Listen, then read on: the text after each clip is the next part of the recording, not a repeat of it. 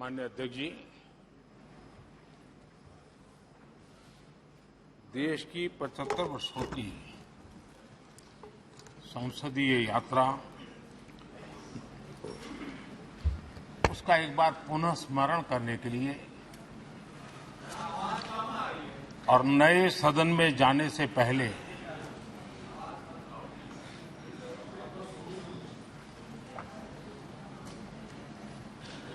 उन प्रेरक पड़ाव को, इतिहास की महत्वपूर्ण घड़ी को स्मरण करते हुए आगे बढ़ने का ये अवसर है। हम सब इस ऐतिहासिक भवन से विदा ले रहे हैं। आजादी के पहले ये सदन इंपीरियल लेजिस्लेटिव काउंसिल का स्थान हुआ करता था। आजादी के बाद ये संसद भवन के रूप में उसको पहचान मिली। ये सही है, इस इमारत के निर्माण करने का निर्णय विदेशी शासकों का था, लेकिन ये बात हम न कभी भूल सकते हैं और हम गर्व से कह सकते हैं कि इस भवन के निर्माण में पसीना मेरे देशवासियों का लगा था,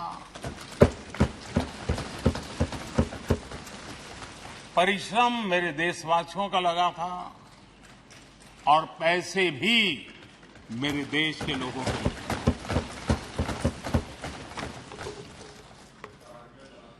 इस 75 वर्ष की हमारी यात्रा ने अनेक लोकतांत्रिक परंपराओं और प्रक्रियाओं का उत्तम से उत्तम सृजन किया है और इस सदन में रहे हुए सबने उसमें सक्रियता से योगदान भी दिया है और साक्षी भाव से उसको देखा भी है। हम भले नए भवन में जाएंगे, लेकिन पुराना भवन भी, ये भवन भी आने वाली पीढ़ियों को हमेशा हमेशा प्रेरणा देता रहेगा।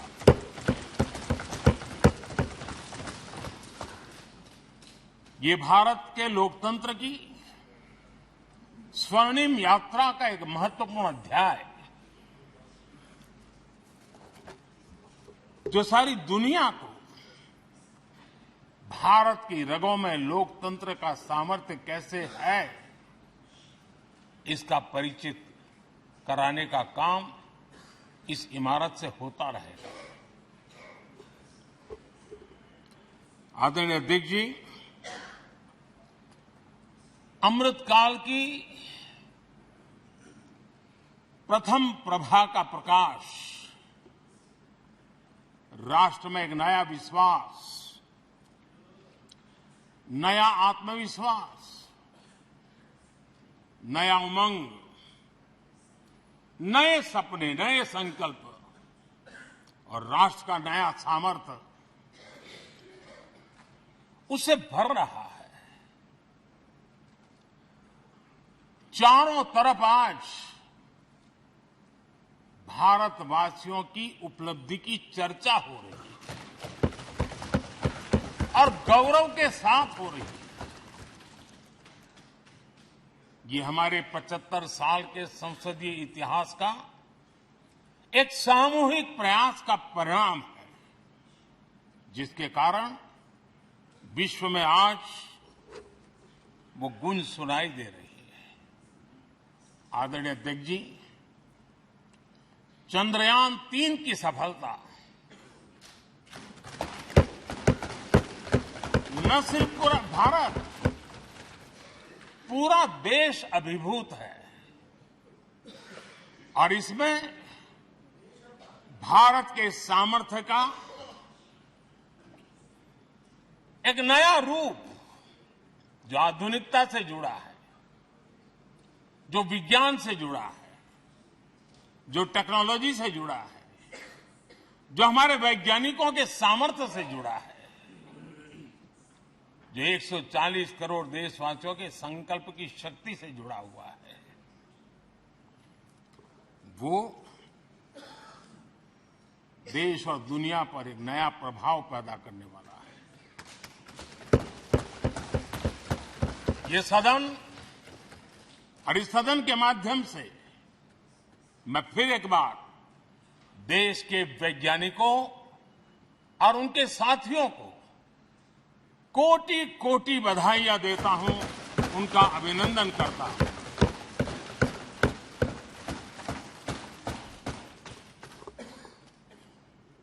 आदरणीय अध्यक्ष जी, ये सदन ने भूतकाल में जब नेम की समिट हुई थी, सर्वसम्मति से प्रस्ताव पारित करके देश के इस प्रयास को सराहा था। आज G20 की सफलता को भी आपने सर्वसम्मति से सराहा है। मैं मानता हूं देशवासियों का आपने गौरव बढ़ाया है। मैं आपका आभार व्यक्त करता हूं। G20 की सफलता 140 करोड़ देशवासियों की है। ये भारत की सफलता है,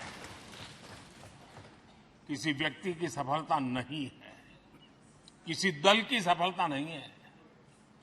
भारत के फेडरल स्ट्रक्चर ने, भारत की विविधता ने 60 स्थानों पर 200 से अधिक समिट और उसकी मेजबानी हिंदुस्तान के अलग अलग रंग रूप में देश की अलग अलग सरकारों ने बड़े आन बान शान से की और ये प्रभाव पूरे विश्व भर के मन पर पड़ा हुआ है। ये हम सबके सेलिब्रेट करने वाला विषय है, देश के गौरवगान को बढ़ाने वाला है। और जैसा आपने उल्लेख किया, भारत इस बात के लिए गर्व करेगा, जब भारत अध्यक्ष रहा उस समय अफ्रीकन यूनियन इसका सदस्य बना। मैं उस इमोशनल पल को भूल नहीं सकता जब अफ्रीकन यूनियन की घोषणा हुई और अफ्रीकन यूनियन के प्रेसिडेंट, उन्होंने एक इंटरव्यू में कहा कि मेरे जीवन में ऐसी पल थी, शायद मैं बोलते बोलते रो पड़ूंगा। आप कल्पना कर सकते हैं कि कितनी बड़ी अपेक्षा और आशाएं पूरी करने का काम भारत के भाग्य में आया। आदरणीय अध्यक्ष जी, भारत के प्रति शक करने का एक स्वभाव कई लोगों का बना हुआ है और जब आजादी मिली तब से चल रहा है। इस बार भी यही था, कोई डिक्लेरेशन नहीं होगा, असंभव है। लेकिन ये भारत की ताकत है कि वह भी हुआ और विश्व सर्वसम्मति से एक साझा घोषणा पत्र लेकर के आगे का रोड मैप लेकर के यहां से प्रारंभ हुआ है। और अध्यक्ष जी, आपके नेतृत्व में, क्योंकि भारत की अध्यक्षता नवंबर के आखिरी दिन तक है, इसलिए अभी हमारे पास जो समय है उसका उपयोग हम करने वाले हैं। और आपकी अध्यक्षता में दुनिया भर के ये जो G20 के सदस्य हैं, P20 पार्लियामेंट के स्पीकर्स की एक समिट जैसे आपने घोषणा की, सरकार का आपके इस प्रयासों को पूरा समर्थन रहेगा, पूरा सहयोग रहेगा। आदरणीय अध्यक्ष जी, हम सबके लिए गर्व की बात है कि आज भारत विश्व मित्र के रूप में अपनी जगह बना पाया है। पूरा विश्व भारत में अपना मित्र खोज रहा है, पूरा विश्व भारत की मित्रता को अनुभव कर रहा है। और उसका मूल कारण है हमारे जो संस्कार है, वेद से विवेकानंद तक जो हमने पाया है। सबका साथ सबका विकास का मंत्र आज विश्व को हमें साथ लाने में जोड़ रहा है। आदरणीय अध्यक्ष जी, ये सदन से विदाई लेना एक बहुत ही भावुक पल है। परिवार भी अगर पुराना घर छोड़कर के नए घर जाता है तो बहुत सारी यादें कुछ पल के लिए उसको झकझोर देती है। और हम जब ये सदन को छोड़ के जा रहे हैं तो हमारा मन मस्तिष्क भी उन भावनाओं से भरा हुआ है, अनेक यादों से भरा हुआ है। खट्टे मीठे अनुभव भी रहे हैं, नोकझोंक भी रही है, कभी संघर्ष का माहौल भी रहा है और कभी इसी सदन में उत्सव और उमंग का माहौल भी रहा है। ये सारी स्मृतियां हमारे साथ हम सबकी साझी स्मृतियां हैं, ये हम सबकी साझी विरासत है और इसलिए इसका गौरव भी हम सबका साझा है।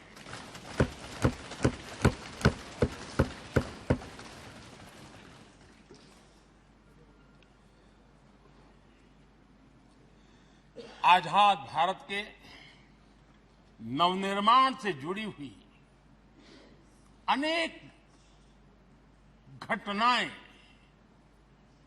इन 75 वर्ष में यही सदन में आकार लेती हुई हमने देखी है।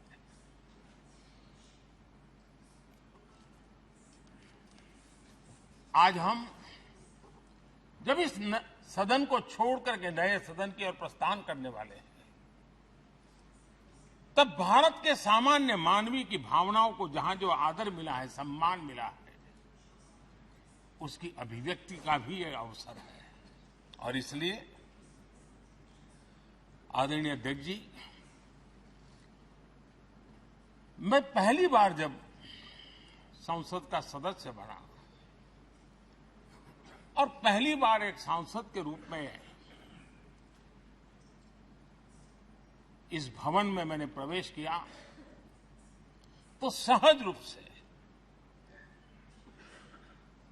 मैंने इस संसद भवन के दौर पक्ति पर अपना शीश झुका करके इस लोकतंत्र के मंदिर को श्रद्धा भाव से नमन करते हुए मैंने पैर रखा था। वो पल मेरे लिए भावनाओं से भरी हुई थी,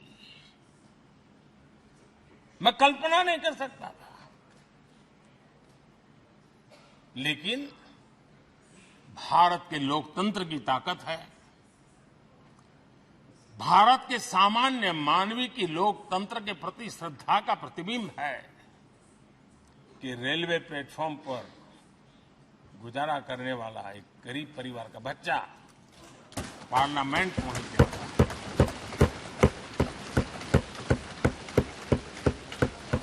मैंने कभी कल्पना तक नहीं की कि देश मुझे इतना सम्मान देगा, इतना आशीर्वाद देगा, इतना प्यार देगा। सोचा नहीं था अध्यक्ष। आदरणीय अध्यक्ष जी, हम में से बहुत लोग हैं जो संसद भवन के अंदर जो चीजें लिखी गई उसको पढ़ते भी रहते हैं, कभी कभी उसका उल्लेख भी करते हैं। हमारे यहाँ संसद भवन के प्रवेश द्वार पर एक छांदोग्य उपनिषद का एक वाक्य है, लोक द्वारम करके पूरा वाक्य है। उसका मतलब ये होता है कि जनता के लिए दरवाजे खोलिए और देखिए कि कैसे वो अपने अधिकारों को प्राप्त करती है। हमारे ऋषि मुनियों ने ये लिखा हुआ है, हमारे प्रवेश द्वार पर लिखा हुआ है। हम सब और हमारे पहले जो यहां रहे हैं वो भी इस सत्यता के साक्षी है। आदरणीय अध्यक्ष जी, समय रहते जैसे जैसे वक्त बदलता गया, ये हमारे सदन की संरचना भी निरंतर बदलती रही है और अधिक समावेशी बनती गई है। समाज के हर वर्ग का प्रतिनिधि विविधताओं से भरा हुआ इस सदन में नजर आता है। अनेक भाषाएं हैं, अनेक बोलियां, अनेक पहरवेश हैं, अनेक खान-पान है। सदन के अंदर सब कुछ है और समाज के सभी तबके के लोग, चाहे वो सामाजिक रचना के हो, चाहे आर्थिक रचना के हो, चाहे गांव या शहर के हो, एक प्रकार से पूर्ण रूप से समावेशी वातावरण सदन में पूरी ताकत के साथ जन सामान्य की इच्छा आकांक्षाओं को प्रकट करता रहा है।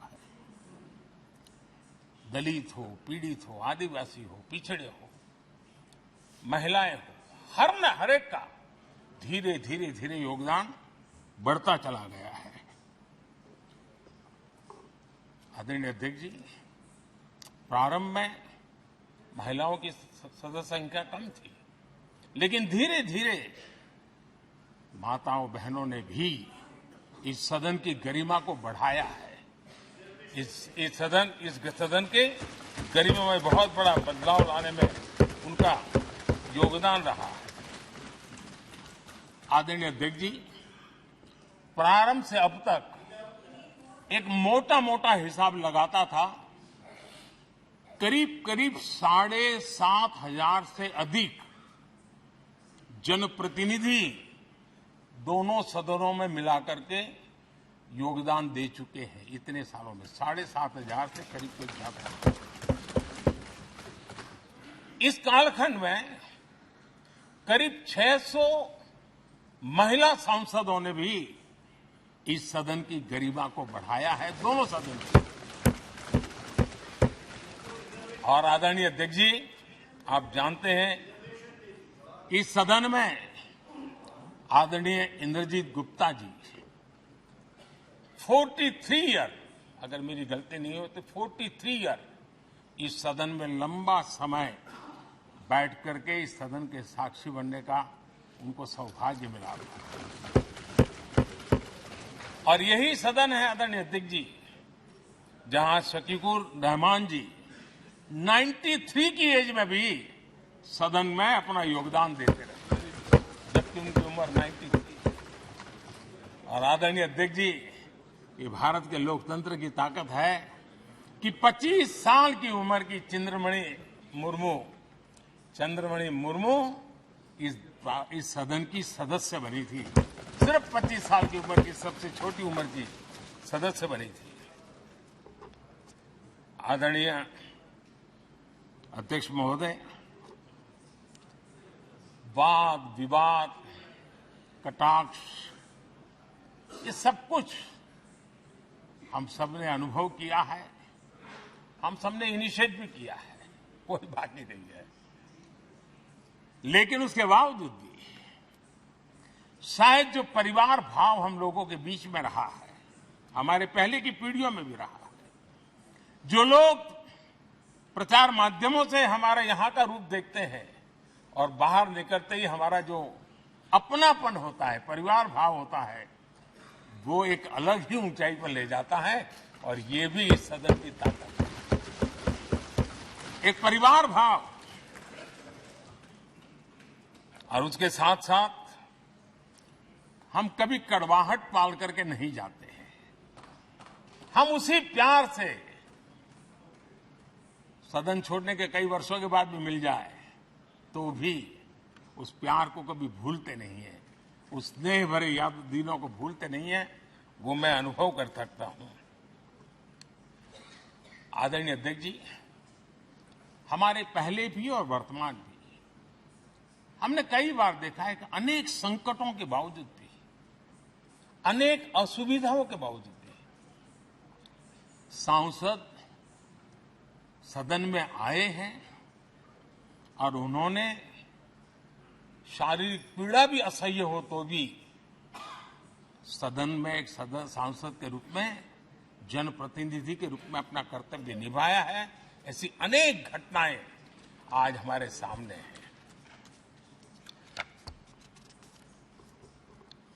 गंभीर गंभीर बीमारियों के बावजूद भी कोई व्हीलचेयर में आना पड़ा, किसी को डॉक्टरों को बाहर खड़े रख करके अंदर आना पड़ता था, लेकिन सभी सांसदों ने कभी न कभी इस प्रकार से अपनी भूमिका निभाई। कोरोना काल हमारे सामने उदाहरण है। हर परिवार में रहता था कहीं बाहर जाए तो मौत को बुलावा न दे दे, उसके बावजूद भी हमारे माननीय सांसद दोनों सदन में कोरोना काल के इस संकट की घड़ी में भी सदन में आए, अपना कर्तव्य निभाया। हमने राष्ट्र का काम रुकने नहीं दिया। आवश्यकता पड़ी, डिस्टेंस रखना भी था और बार बार टेस्टिंग भी करना पड़ता था। सदन में आते थे लेकिन मास्क पहनना पड़ता था। बैठने की रचना भी अलग अलग की, समय भी बदले गए। हर चीज के साथ राष्ट्र का काम रुकना नहीं चाहिए, इस भाव से सभी सदस्यों ने इस सदन को अपने कर्तव्य का महत्वपूर्ण अंग माना, संसद को चलाए रखा। और मैंने देखा है कि इस सदन से इतना लगाव लोगों का रहता है कि पहले कभी हम देखते थे कोई 30 साल पहले सांसद रहा होगा, कोई 35 साल पहले रहा होगा, लेकिन वो सेंट्रल हॉल तो जरूर आएगा। जैसे मंदिर जाने की आदत होती है, वैसे उनको सदन में आने की आदत है। इस जगह का लगाव बन जाता है, एक आत्मीय भाव से जुड़ाव हो जाता है। और ऐसे बहुत से पुराने लोग हैं जो आते जाते में मन करता है जरा चलो एक चक्कर काट ले। आज उनका जनप्रतिनिधि के नाते दायित्व तो नहीं है, लेकिन भूमि के प्रति उनका लगाव हो जाता है। ये सामर्थ्य होता है इस सदन का। आदरणीय अध्यक्ष महोदय, आजादी के बाद बहुत बड़े बड़े विद्वान लोगों ने बहुत आशंकाएं व्यक्त की थी। पता नहीं देश का क्या होगा, चल पाएगा कि नहीं चल पाएगा, एक रहेगा कि बिखर जाएगा, लोकतंत्र बना रहेगा नहीं, 50। लेकिन इस देश की संसद की ताकत है कि पूरे विश्व को गलत सिद्ध कर दिया और ये राष्ट्र पूरे सामर्थ्य के साथ आगे बढ़ता रहा। और इस विश्वास से कि हम भले आशंकाएं होंगी, घने काले बादल होंगे, लेकिन सफलता प्राप्त करते रहेंगे। और ये हम सब लोगों ने, हमारी पुरानी पीढ़ियों ने मिलकर के इस काम को करके दिखाया है। इसका गौरवगान करने का ये अवसर है। आदरणीय अध्यक्ष जी, इसी भवन में 2 साल 11 महीने तक संविधान सभा की बैठकें हुई और उसने देश के लिए एक मार्गदर्शक जो आज भी हमें चलाता है, हमारे संविधान दिया। और 26 नवंबर 1949 को जो संविधान हमें मिला, वो 26 जनवरी 1950 को लागू हुआ। इन 75 वर्षों में सबसे बड़ा जो अचीवमेंट है वो ये है कि देश के सामान्य मानवी का इस संसद पर विश्वास बढ़ता ही गया है। और लोकतंत्र की सबसे बड़ी ताकत यही है कि इस महान संस्था के प्रति, इस महान इंस्टीट्यूशन के प्रति, इस व्यवस्था के प्रति उनका विश्वास अटूट रहे, विश्वास उनका बना रहे। इन 75 वर्षों में हमारी संसद ने जन भावनाओं की अभिव्यक्ति का भवन भी बना दिया। यहां जन भावनाओं की पुरजोश अभिव्यक्ति और हम देखते हैं राजेंद्र बाबू से लेकर डॉक्टर कलाम, रामनाथ कोविंद और अभी द्रौपदी मुर्मू जी, इन सब के संबोधन का लाभ हमारे सदनों को मिला है, उनका मार्गदर्शन मिला है। आदरणीय अध्यक्ष जी, पंडित नेहरू जी, शास्त्री जी, वहां से लेकर के अटल जी, मनमोहन सिंह जी तक एक बहुत बड़ी श्रृंखला जिसने इस सदन का नेतृत्व किया है और सदन के माध्यम से देश को दिशा दी है, देश को नए रंग रूप में ढालने के लिए उन्होंने परिश्रम किया है, पुरुषार्थ किया है। आज उन सबका गौरवगान करने का भी अवसर है। आदरणीय अध्यक्ष जी, सरदार वल्लभ भाई पटेल, लोहिया जी, चंद्रशेखर जी, आडवाणी जी, न जाने अनगिनत नाम जिन्होंने हमारे इस सदन को समृद्ध करने में, चर्चाओं को समृद्ध करने के लिए, देश के सामान्य से सामान्य व्यक्ति की आवाज को ताकत देने का काम इस सदन में किया है। विश्व के भी अनेक राष्ट्राध्यक्षों ने हमारे इन सदनों को संबोधित करने का भी अवसर आए हैं और उनकी बातों में भी भारत के लोकतंत्र के प्रति आदर का भाव व्यक्त हुआ है। आदरणीय अध्यक्ष जी, उमंग उत्साह के पल के बीच भी कभी सदन की आंख से आंसू भी बहे। ये सदन दर्द से भर गया जब देश को 3 अपने प्रधानमंत्री उनको अपने कार्यकाल में ही खोने की नौबत आई, नेहरू जी, शास्त्री जी और इंदिरा जी। तब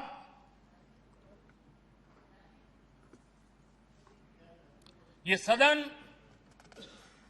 अश्रु भीनी आंखों से उन्हें विदाई दे रहा था। आदरणीय अध्यक्ष जी, अनेक चुनौतियों के बावजूद भी हर स्पीकर ने, हर सभापति ने बेहतरीन तरीके से दोनों सदनों को सुचारू रूप से चलाया है और अपने कार्यकाल में उन्होंने जो निर्णय किए वो निर्णय मावलंकर जी से काल से शुरू हुए हो या सुमित्रा जी के कालखंड के हो या बिरला जी के, आज भी उन निर्णयों को रेफरेंस पॉइंट माना जाता है। ये काम हमारे करीब 17 स्पीकर और उसमें 2 हमारी महिला स्पीकर ने भी, और मावलंकर जी से लेकर के सुमित्रा ताई तक और बिरला जी का मार्गदर्शन आज भी हमें मिल रहा है। हर एक ने अपनी अपनी शैली रही है, लेकिन उन्होंने सबको साथ लेकर के नियमों कानूनों के बंधन में इस सदन को हमेशा ऊर्जावान बनाए रखा है। मैं आज उन सभी स्पीकर महोदय को भी आज वंदन करता हूं, अभिनंदन करता हूं। आदरणीय अध्यक्ष जी, ये सही है कि हम जनप्रतिनिधि अपनी अपनी भूमिका निभाते हैं, लेकिन सातत्यपूर्ण तरीके से हमारे बीच जो ये टोली बैठती है उनकी भी कई पीढ़ियां बदल गई है। कभी कागज लेके दौड़ के आते हैं, उनका भी योगदान कम नहीं है।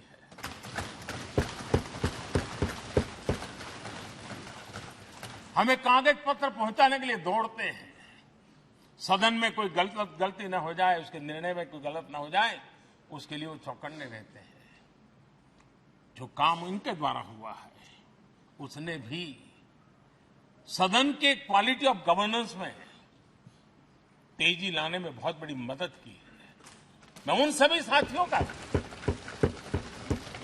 और इनके पूर्व में जो रहे हैं उनका भी हृदय से अभिनंदन करता हूं। इतना ही नहीं, सदन मतलब ये खंड ही नहीं है। इस पूरे परिसर में अनेक लोगों ने, किसी ने हमें चाय पिलाई होगी, किसी ने पानी पिलाया होगा, किसी ने रात रात चली हुई सदन को किसी को भूखा पेट रहने नहीं दिया होगा। कई प्रकार की सेवाएं की होगी। किसी ने माली ने इसके बाहर के एनवायरनमेंट को संभाला होगा, किसी ने इसकी सफाई की होगी। न जाने कितने ही अनगिनत लोग होंगे जिन्होंने हम सब अच्छे ढंग से काम कर सके, और यहां जो काम हो वो काम देश को आगे बढ़ाने के लिए अधिक से अधिक तेजी से हो, उसके लिए जो माहौल बनाना, व्यवस्था बनाना, उसके लिए जिसने योगदान दिया है, मेरी तरफ से भी और इस सदन की तरफ से भी मैं उनका विशेष रूप से नमन करता हूं।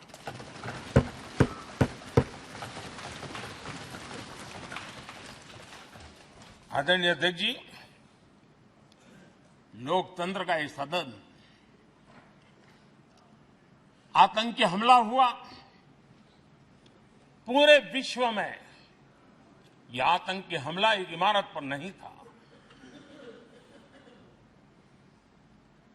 ये मदर ऑफ डेमोक्रेसी एक प्रकार से हमारी जीवात्मा पर यह हमला था। ये देश उस घटना को कभी भूल नहीं सकता है, लेकिन आतंकियों से लड़ते लड़ते सदन को बचाने के लिए और हर सदस्य को बचाने के लिए जिन्होंने अपने सीने पर गोलियां झेली, आज मैं उनको भी नमन करता हूं। हमारे बीच नहीं है, लेकिन उन्होंने बहुत बड़ी रक्षा की है। आदरणीय अध्यक्ष जी, जब आज हम इस सदन को छोड़ रहे हैं, तब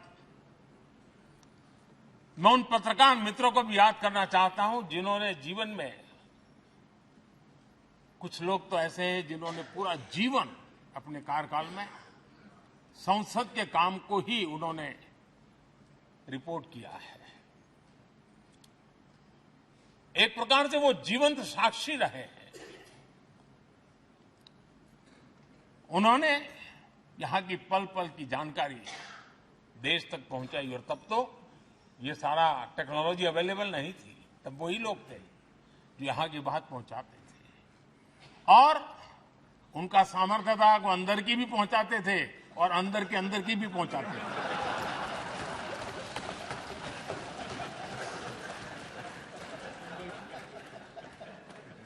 और मैंने देखा कि ऐसे पत्रकारिता जिन्होंने संसद को कवर किया, शायद उनके नाम जाने नहीं जाते होंगे, लेकिन उनके काम को कोई भूल नहीं सकता है। और खबरों को लिए नहीं, भारत की इस विकास यात्रा को संसद भवन से समझने के लिए उन्होंने अपनी शक्ति खपा दी थी।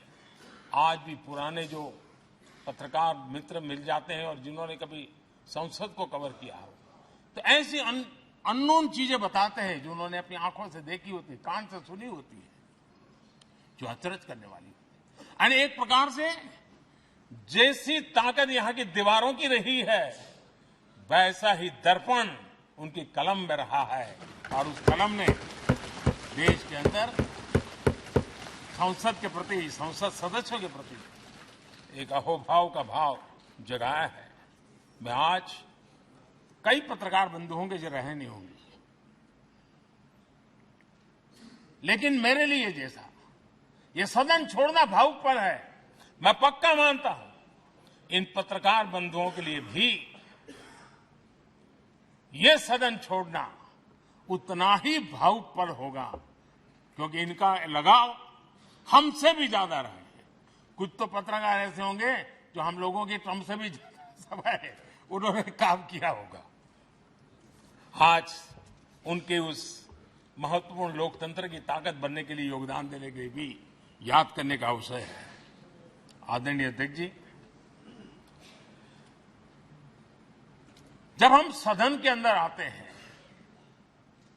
हमारे यहां नाद ब्रह्म की कल्पना है। हमारे शास्त्रों में माना गया है किसी एक स्थान पर अनेक बार एक ही लय में उच्चारण होता है तो वो तपोस्थली बन जाता है, उसके एक पॉजिटिव वाइब होते हैं। नाद की एक ताकत होती है जो स्थान को सिद्धि स्थान में परिवर्तित कर देती है। मैं मानता हूं ये सदन भी उस 7,500 जनप्रतिनिधियों के द्वारा बार बार जो शब्द गूंजे हैं, जो वाणी यहां गूंजी है, उसने इस सदन में हम बैठकर आगे चर्चा करें या ना करें, लेकिन इसकी गूंज इसे तीर्थ क्षेत्र बना देती है।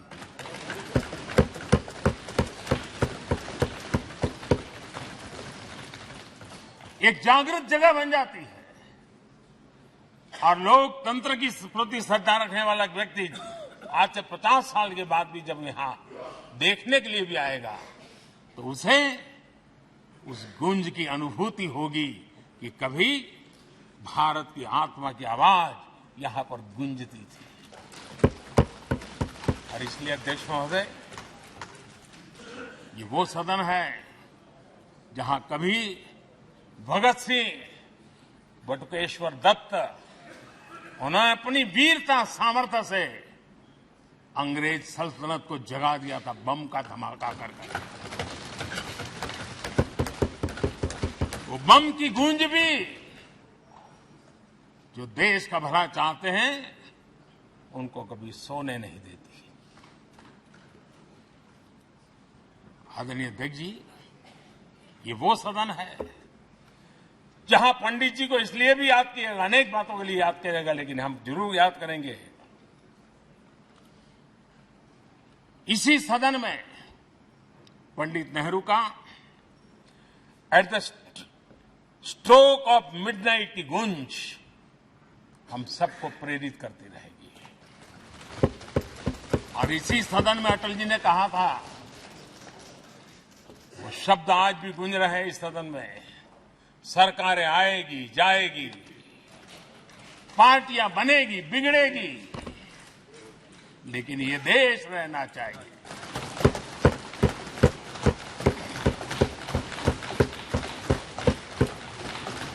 आदरणीय अध्यक्ष जी, पंडित नेहरू की जो प्रारंभिक मंत्रिपरिषद थी, बाबा साहब आंबेडकर जी एक मंत्री के रूप में दुनिया की बेस्ट प्रैक्टिसेस भारत में लाने पर बहुत जोर दिया करते थे।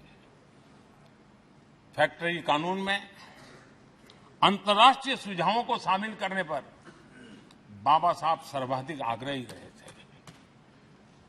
और उसका परिणाम आज देश को लाभ मिल रहा है। बाबा साहब आंबेडकर ने देश को नेहरू जी की सरकार में वाटर पॉलिसी दी थी और उस वाटर पॉलिसी बनाने में बाबा साहब आंबेडकर की बहुत बड़ी भूमिका रही थी। आदरणीय अध्यक्ष जी,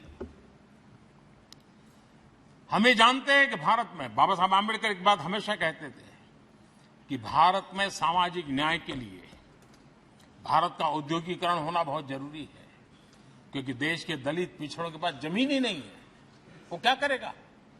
औद्योगिकरण होना चाहिए। और बाबा साहब इस बात को मान करके डॉक्टर श्यामा प्रसाद मुखर्जी, जो पंडित नेहरू के मंत्री थे, उन्होंने इस देश में और पहले वाणिज्य मंत्री के रूप में और उद्योग मंत्री के रूप में उन्होंने इंडस्ट्री पॉलिसी इस देश में लाई थी। आज भी कितनी ही इंडस्ट्री पॉलिसी बने, लेकिन उसकी आत्मा वही होती है जो पहली सरकार के थी और उनका भी बहुत बड़ा अहम योगदान रहा था। आदरणीय अध्यक्ष जी, लाल बहादुर शास्त्री जी ने 65 के युद्ध में हमारे देश के जवानों में का हौसला बुलंद करना, उनके सामर्थ्य के लिए को पूरी तरह राष्ट्र में झोंक देने की प्रेरणा इसी सदन में से दी थी लाल बहादुर शास्त्री का। और यहीं पर उन्होंने ग्रीन रिवॉल्यूशन के लिए एक मजबूत नींव लाल बहादुर शास्त्री जी ने रखी थी। आदरणीय अध्यक्ष जी, बांग्लादेश की मुक्ति का आंदोलन और उसका समर्थन भी इसी सदन ने इंदिरा गांधी के नेतृत्व में किया था। इसी सदन ने इमरजेंसी में लोकतंत्र पर होता हुआ हमला भी देखा था और इसी सदन ने भारत के लोगों की ताकत को एहसास कराते हुए मजबूत लोकतंत्र की वापसी भी इसी सदन ने देखी थी। वो राष्ट्रीय संकल्प भी देखा था, ये सामर्थ्य भी देखा था। आदरणीय अध्यक्ष जी, ये सदन इस बात का हमेशा ऋणी रहेगा क्योंकि इसी सदन में हमारे पूर्व प्रधानमंत्री चरण सिंह जी ने ग्रामीण मंत्रालय का गठन किया था, रूरल डेवलपमेंट मिनिस्ट्री। इसी सदन में मतदान की उम्र 21 से 18 करने का निर्णय हुआ था और देश की युवा पीढ़ी को इसका योगदान देने के लिए प्रेरित किया गया, उत्साहित किया गया था। हमारे देश ने गठबंधनों की सरकारें देखी, पीपी सिंह जी हो, चंद्रशेखर जी, और बाद में एक सिलसिला चला। लंबे अरसे से दिशा में देश जा रहा था, आर्थिक नीतियों के बोझ तले देश दबा हुआ था, लेकिन नरसिम्हा राव की सरकार थी जिन्होंने हिम्मत के साथ पुरानी आर्थिक नीतियों को छोड़ करके नई राह पकड़ने का फैसला किया था, जिसके आज देश को परिणाम मिलते हैं। अटल बिहारी वाजपेयी जी का सरकार भी हमने इसी सदन ने देखी। सर्व शिक्षा अभियान देश में आज वो महत्वपूर्ण बन गया है। आदिवासी कार्यालय मंत्रालय अटल जी ने बनाया, नॉर्थ ईस्ट का मंत्रालय अटल जी ने बनाया, न्यूक्लियर टेस्ट भारत के सामर्थ्य का परिचायक बन गया। और इसी सदन में मनमोहन जी की सरकार कैश फॉर वोट को भी, उस कांड को भी सदन ने देखा है। आदरणीय अध्यक्ष जी, सबका साथ सबका विकास का मंत्र, अनेक ऐतिहासिक निर्णय, दशकों से लंबित विषय, उनका स्थायी समाधान भी इसी सदन में हुआ। आर्टिकल 370, ये सदन हमेशा हमेशा गर्व के साथ कहेगा कि सदन के कारण one nation one tax, one nation one tax, GST का निर्णय भी इसी सदन ने किया। One rank one pension, OROP, ये भी इसी सदन ने देखा। गरीबों के लिए 10% आरक्षण कोई विवाद के बिना पहली बार इस देश में करने में सफल है। आदरणीय अध्यक्ष जी, भारत के लोकतंत्र में तमाम उतार चढ़ाव हमने देखे और ये सदन लोकतंत्र की ताकत है, लोकतंत्र की ताकत की साक्षी है, जन विश्वास का एक केंद्र बिंदु रहा है।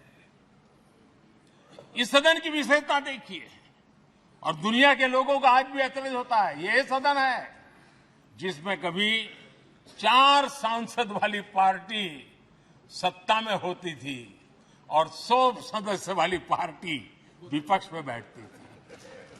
ये भी सामर्थ्य इस सदन के लोकतंत्र की ताकत का परिचय कराता है।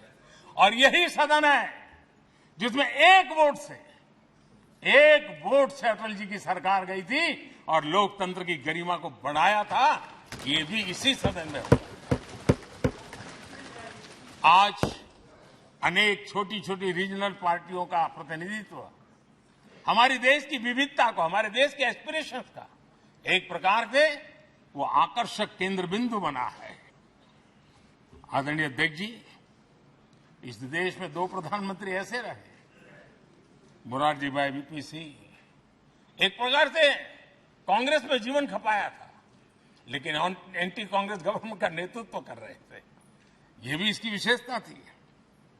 और हमारे नरसिम्हा राव जी, वो तो बिस्तरा गोल करके घर जाने की तैयारी कर रहे थे, निवृत्ति की घोषणा कर चुके थे। लेकिन यही लोकतंत्र की ताकत देखिए, सदन की ताकत देखिए, वो प्रधानमंत्री के रूप में 5 साल हमारी सेवा करें।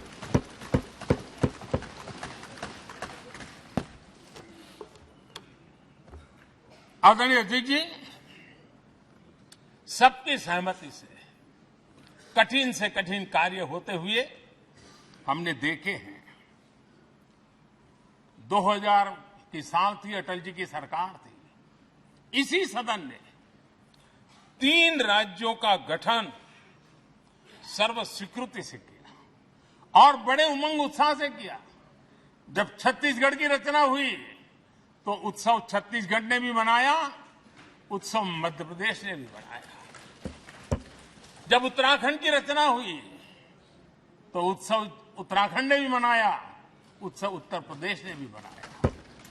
जब झारखंड की रचना हुई तो उत्सव झारखंड ने भी मनाया, उत्सव बिहार ने भी बताया।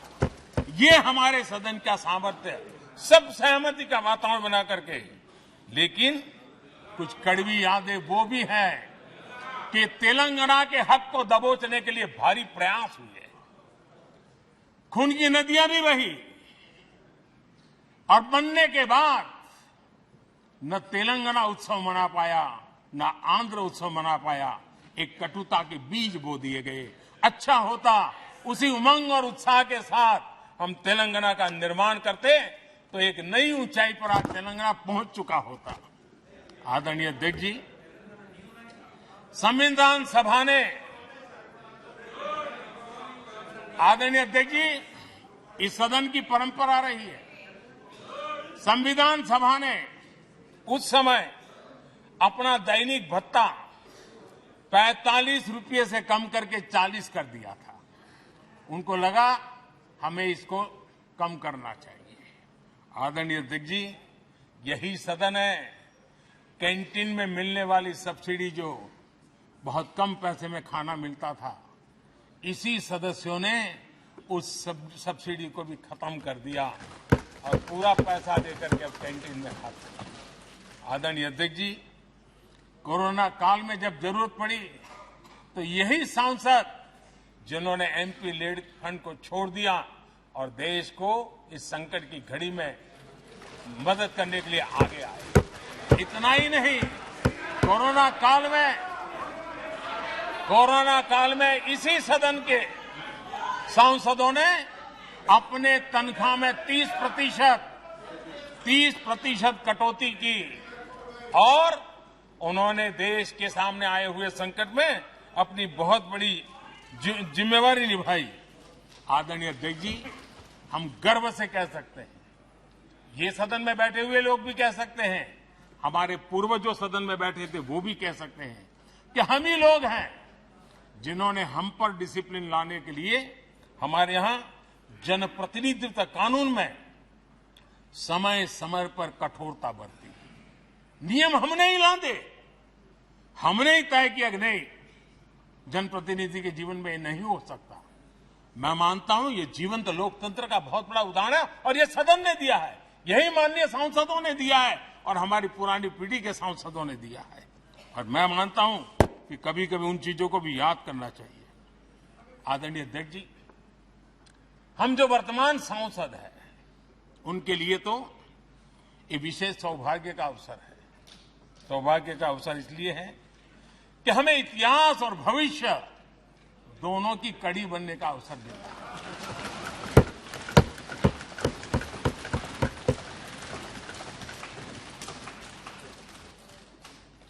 कल और आज से जुड़ने का हमें अवसर मिल रहा है और आने वाली कल निर्माण करने का एक नया विश्वास, नया उमंग, नए उत्साह के साथ हम यहां से विदाई लेने वाले हैं। आदरणीय अध्यक्ष महोदय, आज का दिवस सिर्फ और सिर्फ इस सदन के सभी 7,500 जनप्रतिनिधि रह चुके हैं उनके गौरवगान का पल है। इन दीवारों से हमने जो प्रेरणा पाई है, जो नया विश्वास पाया है, उसको लेकर जाने का है। बहुत सी बातें ऐसी थी जो सदन में हर किसी की ताली की हकदार थी, लेकिन शायद राजनीति उसमें भी आड़े आ रही। नेहरू जी के योगदान का गौरवगान अगर इस सदन में होता है कौन सदस्य होगा जिसको ताली बजाने का मन न करे। लेकिन उसके बावजूद